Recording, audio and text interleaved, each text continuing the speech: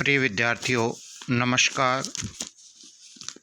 मैं अनिल कुमार यादव, सहायक आचार्य राजनीति विज्ञान, राजकीय कन्या महाविद्यालय बहरोड।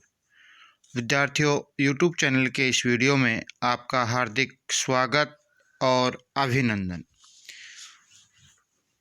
विद्यार्थियों, आज के इस वीडियो में हम उत्तर व्यवहारवाद का उदय और इसकी प्रमुख विशेषताओं पर चर्चा करेंगे।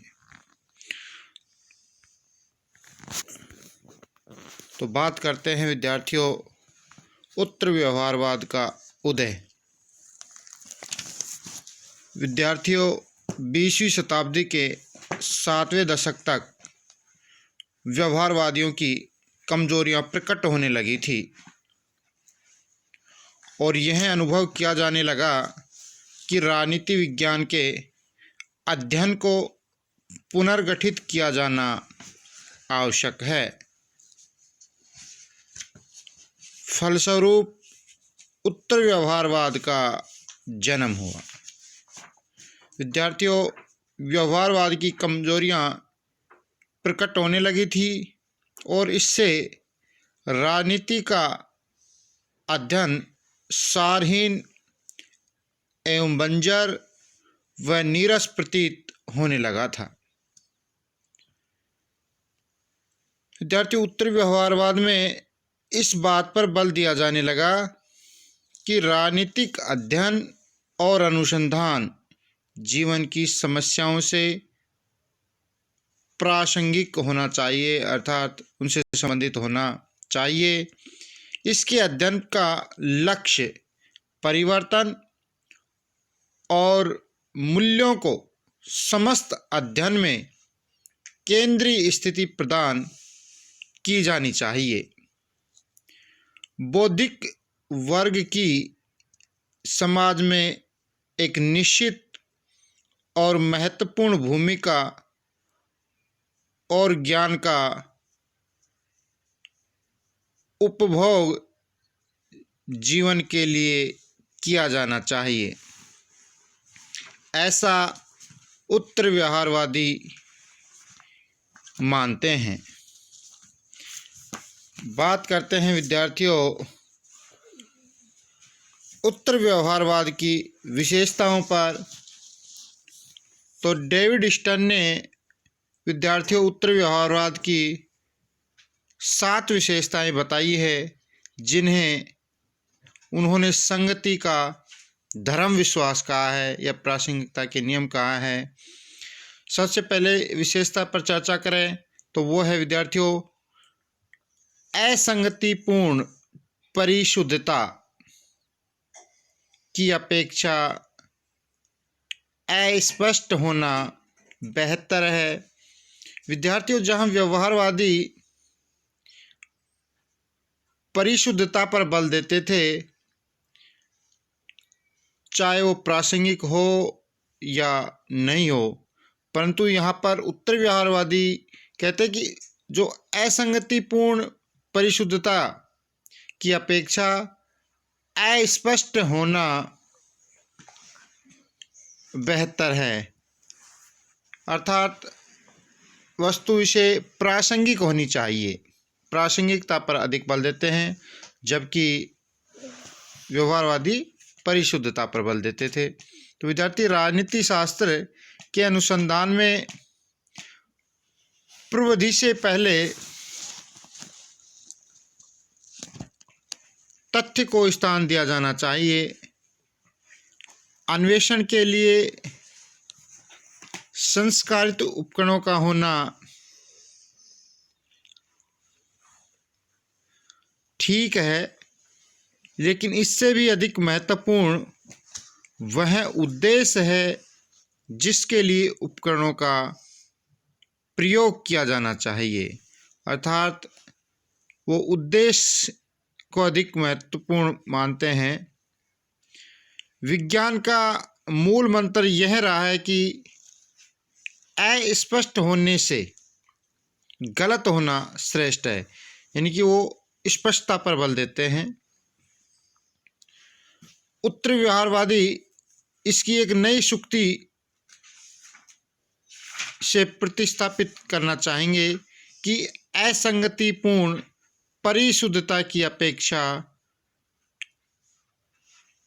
अस्पष्ट होना बेहतर है, यानी कि प्रासंगिकता को महत्वपूर्ण मानते हैं यहाँ पर उत्तर व्यवहारवादी। दूसरी विशेषता की बात करते हैं विद्यार्थियों, सामाजिक परिवर्तन न कि सामाजिक संरक्षण, अर्थात उत्तर व्यवहारवादी सामाजिक परिवर्तन पर बल देते हैं न कि सामाजिक संरक्षण पर। विद्यार्थियों, व्यवहारवादियों ने वर्तमान को समझने के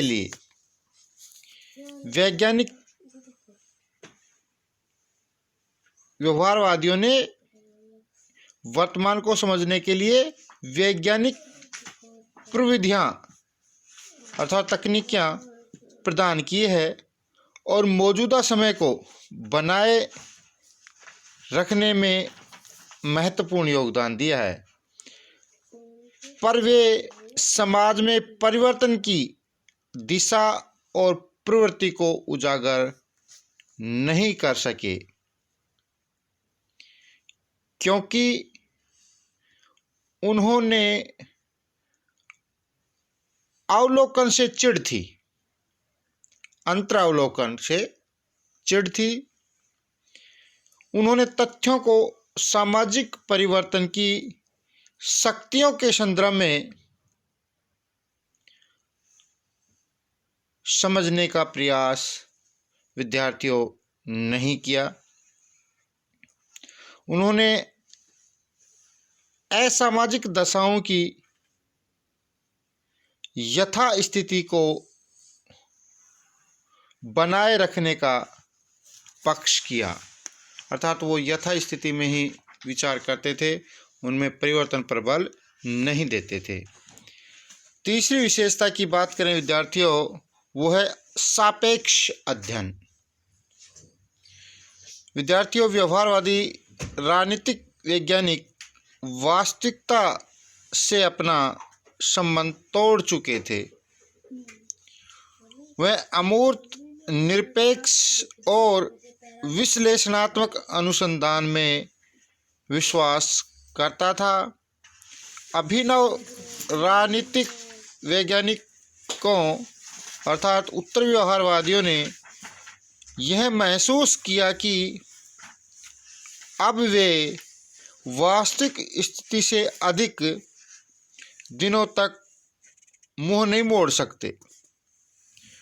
विश्व की तात्कालिक सामाजिक और राजनीतिक परिस्थितियां भयावह बन गई थी, जिनका समाधान शीघ्र खोजना विद्यार्थियों आवश्यक था।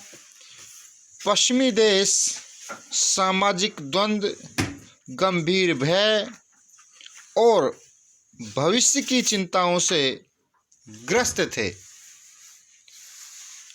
इसलिए उत्तर व्यवहारवादी यह सोचने के लिए मजबूर हो गए कि यदि मानव संकट के समाधान का उत्तरदायित्व राजनीति शास्त्री नहीं लेते हैं तो राजनीति शास्त्र का समाज के लिए क्या उपयोग रह जाएगा, ऐसा उत्तर व्यवहारवादियों का मानना था।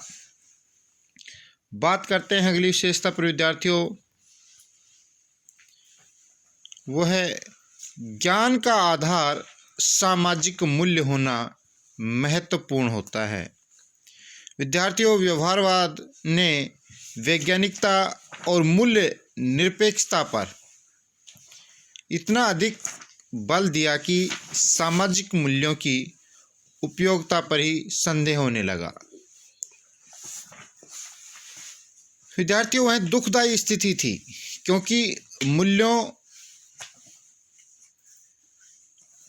और आमुखों पर ही ज्ञान का महत्व निर्भर करता है। यदि ज्ञान का आधार मूल्य न रहे तो उसका उपयोग गलत उद्देश्य के लिए किया जा सकता है। यदि राजनीतिक ज्ञान का प्रयोग उचित लक्ष्यों के लिए किया जाना है तो उसका मूल्य निरपेक्ष होना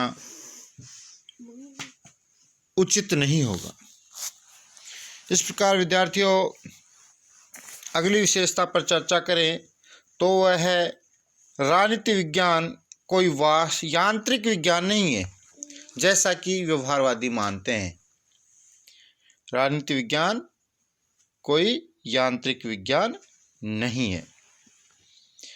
विद्यार्थी, व्यवहारवादियों ने राजनीति विज्ञान के अध्ययन की प्रविधियों एवं अभिकरणों पर अधिक बल देकर उसे यांत्रिक विज्ञान बना दिया।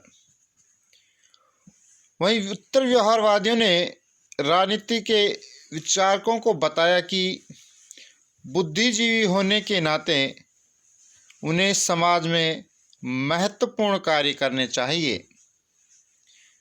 सभ्यता के मानवीय मूल्यों की रक्षा करना उनकी जवाबदेही है। अगर तटस्थता और वस्तुनिष्ठता के नाम पर राजनीति शास्त्री स्वयं सामाजिक समस्याओं से अलग रहते हैं तो वे यंत्र मात्र बन कर रह जाएंगे। इस स्थिति में उन्हें अन्वेषण की स्वतंत्रता एवं समाज की समस्याओं से संरक्षण हेतु विशेष अधिकारों को पास बनाए रखने का कोई अधिकार नहीं है। तो इस प्रकार विद्यार्थियों, अगली विशेषता है ज्ञान को कार्य रूप में परिणत करना जरूरी। विद्यार्थियों, डेविड स्टन का कहना है कि ज्ञान अर्थात जानने का अर्थ है कार्य करने के दायित्व को वहन करना, और व्यवहारवादी ज्ञान पर ही अधिक महत्व देते हैं। परंतु कार्य करने का अर्थ है समाज के पुनर्रूपीकरण में लग जाना, ऐसा उत्तर व्यवहारवादी इस बात पर बल देते हैं। उत्तर व्यवहारवादी चिंतनशील होने की बजाय कार्य विज्ञान पर बल देते हैं। कार्यशीलता समस्त राजनीतिक शोध की प्रतिबद्धता होनी चाहिए, ऐसा उत्तर व्यवहारवादियों का मानना है। विद्यार्थियों, अगली विशेषता की बात करें तो उत्तर व्यवहारवादी बुद्धिजीवियों का राजनीतिकरण अर्थात व्यवसायीकरण को वांछनीय मानते हैं। समस्त बुद्धिजीवियों को राजनीति का व्यवसायीकरण कर दिया जाना चाहिए, अर्थात सामाजिक जो समस्याएं हैं उनमें उनके हल पर अपने आप को लगा देना चाहिए। अर्थात बुद्धिजीवियों का राजनीतिकीकरण या व्यवसायीकरण को उचित मानते हैं उत्तर व्यवहारवादी। तो इस प्रकार विद्यार्थियों, इस वीडियो में हमने आज